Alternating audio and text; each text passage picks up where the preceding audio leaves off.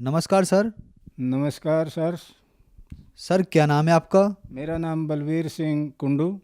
बलबीर जी कहाँ से हैं आप? मेरा गांव पावड़ा, जिला हिसार और स्टेट हरियाणा। बलबीर जी क्या काम करते हैं आप? मैं रिटायर्ड एसएस मास्टर हूं। बलबीर जी संत रामपाल जी महाराज से नाम दीक्षा आपने कब ली? मैंने संत रामपाल जी महाराज से नाम दीक्षा 9/2/2006 को ली थी। संत रामपाल जी महाराज से नाम दीक्षा लेने से पहले आप क्या भक्ति साधनाएं करते थे? मैं किसी प्रकार की भक्ति नहीं करता था। पहले तो थोड़ा बहुत देवी देवताओं का मानता था, लेकिन धीरे धीरे मेरा इनसे विश्वास उठता गया और मैंने सारी जो है नि देवी देवताओं की भक्ति छोड़ दी। केवल मैं शिव की उपासना थोड़ा बहुत नाम लेकर के करता था, वैसे मैं किसी मंदिर मस्जिद में नहीं जाता था। सर संत रामपाल जी महाराज की शरण में आप कैसे आए? कैसे पता लगा संत रामपाल जी महाराज के बारे में आपको? हाँ सर, संत रामपाल जी महाराज की शरण में आने से पहले, मेरे आने से पहले मेरे भाई जो छोटे हैं वो हिंदी पोस्ट पर मेरे ही स्कूल में रहा करते थे और समाज में भी जिक्र चलता था। वो कहते थे संत रामपाल जी महाराज से नाम दीक्षा ले लो, वो पूर्ण संत आए हुए हैं। मैं ये कहता था मुझे ज़रूरत नहीं है नाम दीक्षा लेने की, क्योंकि मैं किसी प्रकार का झगड़ा ही नहीं करता हूँ, तो वकील करने की मुझे क्या ज़रूरत है। ऐसे मैं तर्क दे करके उनको अवॉइड कर देता था। फिर क्या हुआ, ये बात है 18 और 19 दिसंबर 2005 की। मैं बीमार हो गया और बीमारी ऐसी हुई मेरे कि रीढ़ की हड्डी के अंदर जो नसें हैं उनके ऊपर इतना भारी दबाव पड़ गया, 5-4 नसों के ऊपर। मेरा दाहिना जो हिस्सा था सारा काम करना छोड़ गया और ये सिस्टम चला लगभग 49 दिन तक मैं बिल्कुल भी नहीं सोया, खाना भी कम खाता था, स्कूल में जाता था। केवल जब भी रात को सोता था तो पीछे मेरी पत्नी जो है नि 2 रजाई लगा करके मेरे को सिलाती थी। मैं ऐसे बैठा रहता था, नींद नहीं आती थी मेरे को बिल्कुल भी। फिर मैंने आखिर में क्या फैसला कर लिया, ये 49वें दिन की बात है, यानी कि 9 फरवरी 2006 की बात है।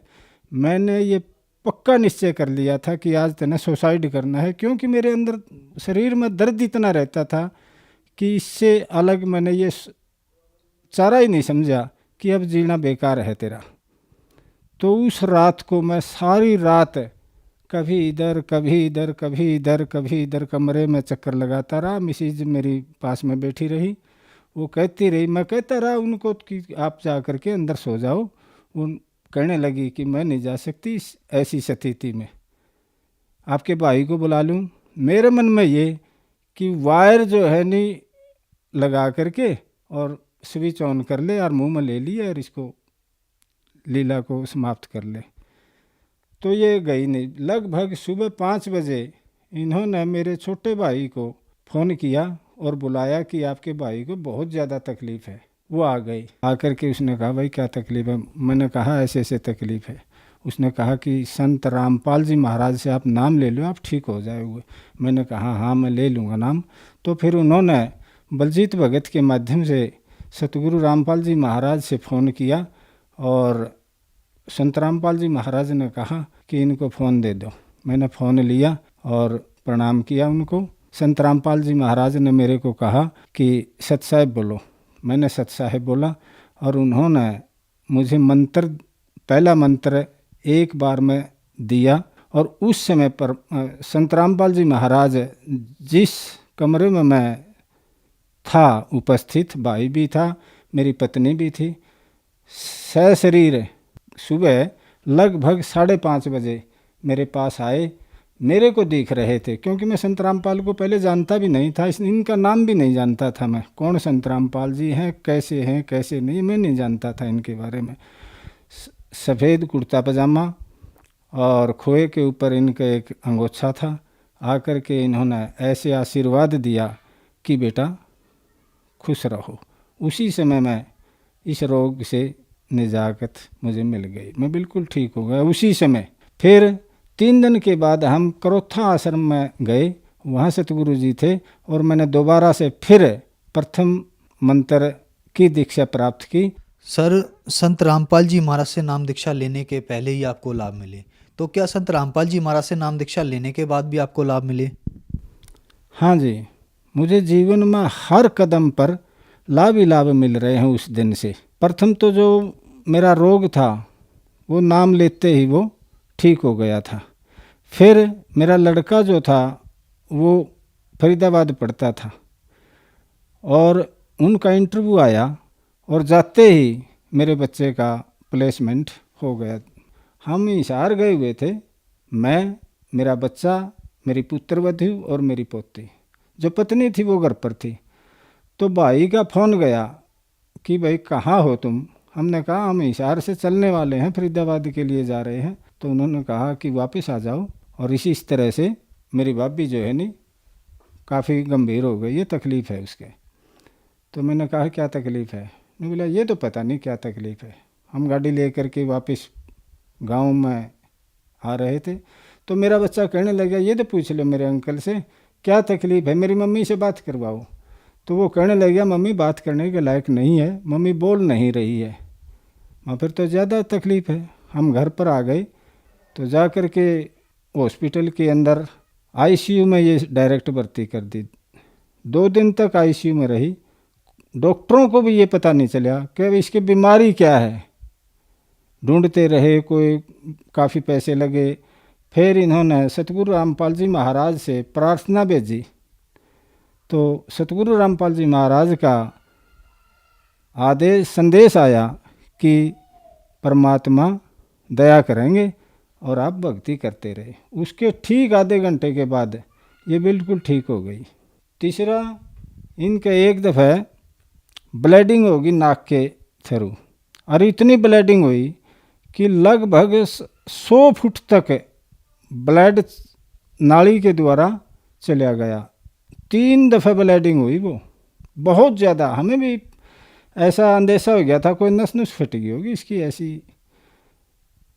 लेकिन सतगुरु रामपाल जी महाराज के पास जब हमारी प्रार्थना पहुंची तो उन्होंने कहा अब के बाद नहीं होगी। डॉक्टर ने भी ये संदेह किया था शायद इसकी कोई ब्लड की नस के अंदर क्रैक है।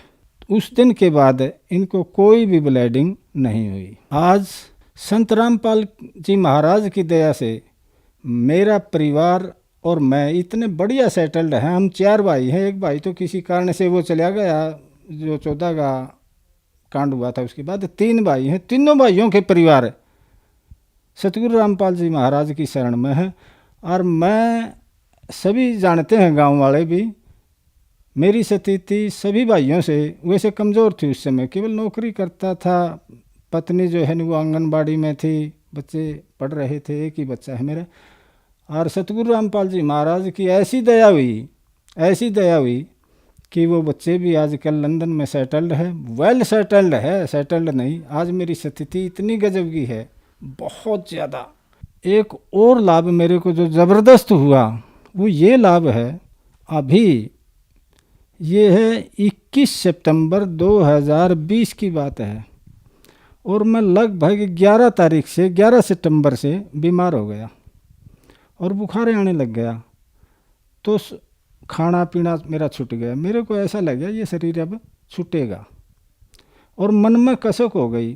संत रामपाल जी महाराज से मैं बार बार ये अरदास करने लगा, आप तो परमात्मा तुल्य हो सतगुरु जी, आप मेरे को, आपका ज्ञान ठीक है, आपके मंत्र भी ठीक हैं, आप जो कह रहे हैं उस पर अविश्वास नहीं है, लेकिन उस पर विश्वास हो रहा है कि हमें सतलोक कैसा है, कैसे जाना है, किस तरह जाना है। कोई आकर के बताता तो नहीं है। आप तो उदाहरण तो देते हैं, भाई गरीबदास जी को मिला था, गुरु नानक देव से मिला था। हमें ये भी नहीं है, हमें विश्वास नहीं है। लेकिन एक दफ़े गुरु जी अगर वो चीज़ दिखा दो तो पेटा सा वर्जे मेरा। यानी कि मैं 8-10 दिन तक ये विलाप करता रहा, सतलोक दिखा दो मेरे को। मैं ऐसा सोचता रहा। ये बात 21 सितंबर 2020 की है। मैं 4 बजे उठ जाता हूँ हमेशा ही, और 4 बजे उठ करके जैसी भी क्रियाएं हैं, भक्ति करते हैं, फिर नित्य नियम करते हैं। 4 बजे उठ करके मैं उस दिन उठा नहीं, चारपाई पर लेटा रहा।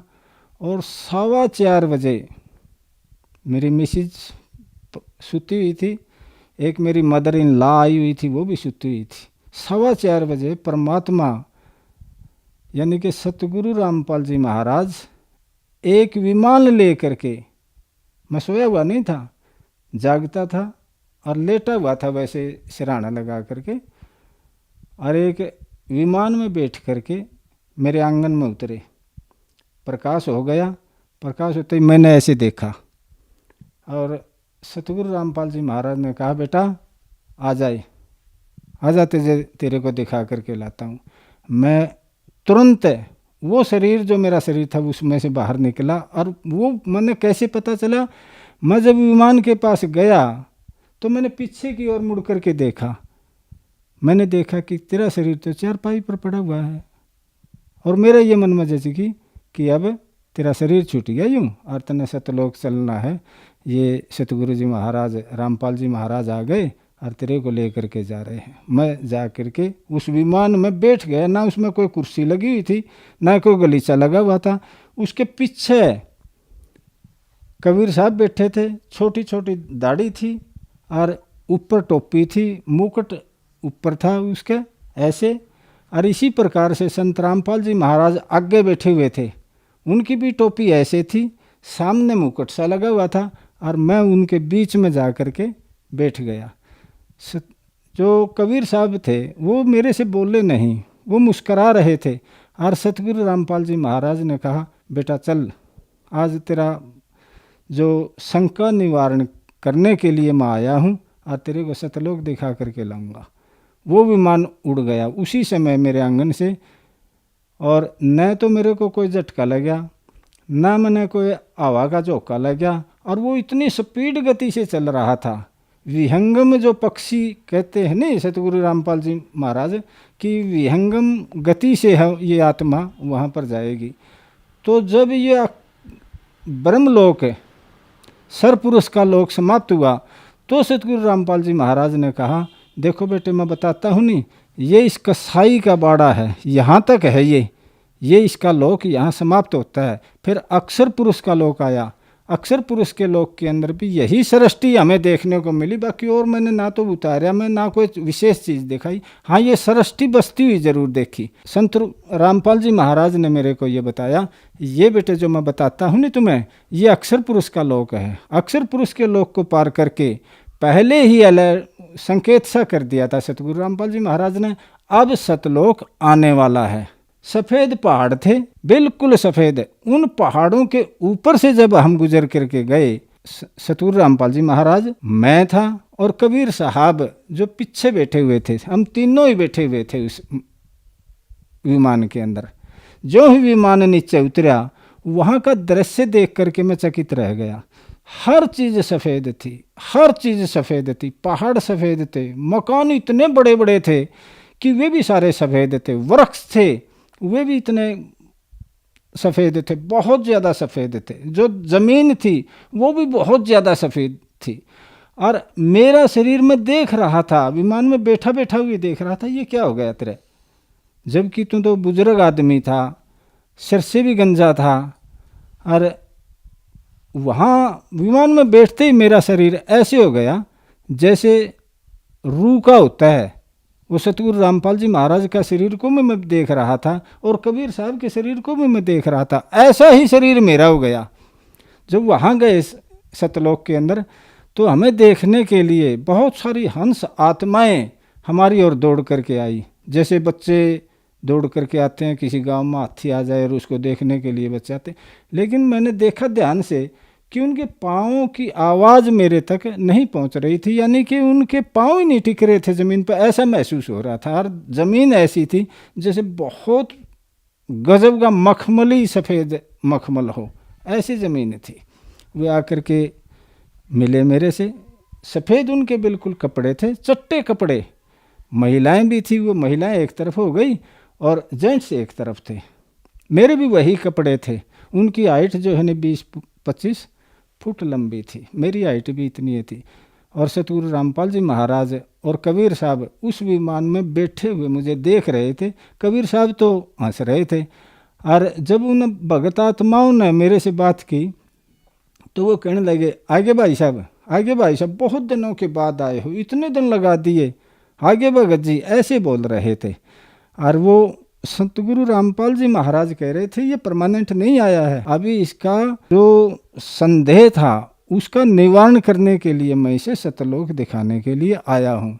फिर वो कहने लगे, मेरे को गाफियों मिल रहे थे मेरे से ऐसे सारे, वो लगभग 700-800 कम से कम जेंट्स थे इतने, बाकी लेडीज थी। वो कहने लगे चलो घर चलते हैं।